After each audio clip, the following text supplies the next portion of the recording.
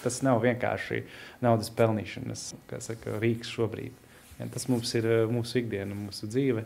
Un tāpēc varbūt ir tik labi, kā ir. Ar smaidu atzīst madonietis Dainis Sirmečs, kurš kopā ar sievu Evitu 4 gadu laikā spējis sevi pierādīt kā radošu un konkurētspējīgu, kā paši saka, modernā handmade uzņēmēju, sākotnēji no vienas iekārtas dzīvoklī līdz plašai darbnīcai Madonas pilsētas centrā. Tā ir vīra ideja.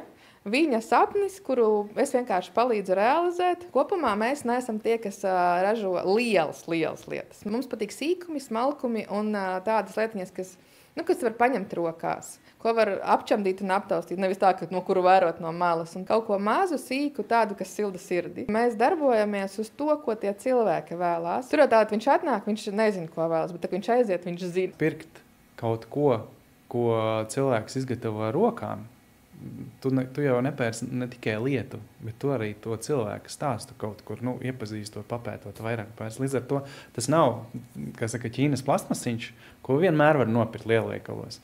Bet atnākot pie airažotāja, handmade speciālista, kas kaut ko pieprot, tu arī dod tam cilvēkam to entuziasmu palikt šeit, strādāt šeit, kā saka, atbalstīja vienmēr savējos, un jo vairāk mēs atbalstam viens otru, jo foršāka mūsu vide apkārt paliek.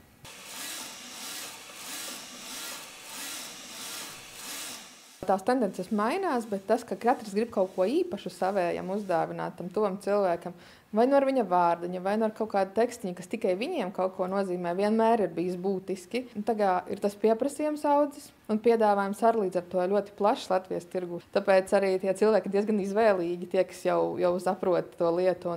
Un ir tas būtiskais mums neapstāties un augt, lai varētu būt soli priekšā tiem citiem ar piedāvājumu, uztaisīt kaut ko tādu, kas ir savādāks. Un tiesa, ieejot Danstudijā, ik uz soļa manāmas gan šur tur jau redzētas, gan pavisam inovatīvas idejas, kas nepārtraukti tiek papildinātas. Ja sākotnēji visi darbi šeit tapa no finiera, tad šobrīd tiek izmantotas dažādas tehnoloģijas un materiāli. Interesantāk ir šobrīd strādāt ar organisko stiklu, jeb ar to akrilu. Viņu var gravēt, viņu var griezt, un viņš ir precīzs, viņš nemaina savu izmēru. Uzreiz pārāsa, vai tu vari uztaisīt lielu kaut kādu stendu. Es varu, bet es negribu, jo man nav iekārtas, man nav laika.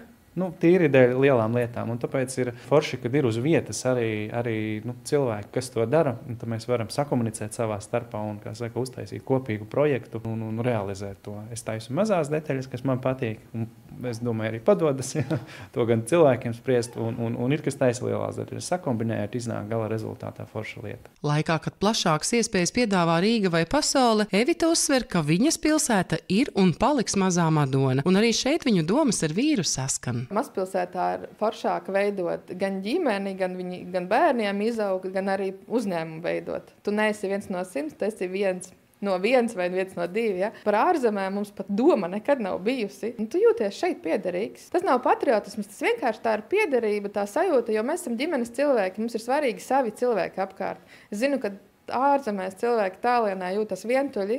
Viņi var nopelnīt, daudz varbūt vai ko, bet tas neatsver to ģimenes kopības sajūtu. Ka tu vari aizbraukt vienkārši vakariņās pie vecākiem, ka tu vari satikt draugus un radiniekus.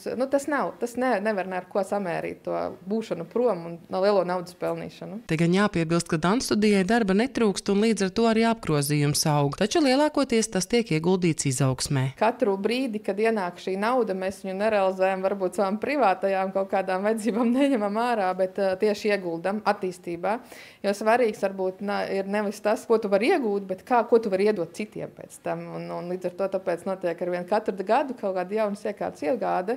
Pat es teiktu, katru pusgadu izdomājam, vajag šito, vajag uzlabot, vajag lielāku, vajag krāsaināku.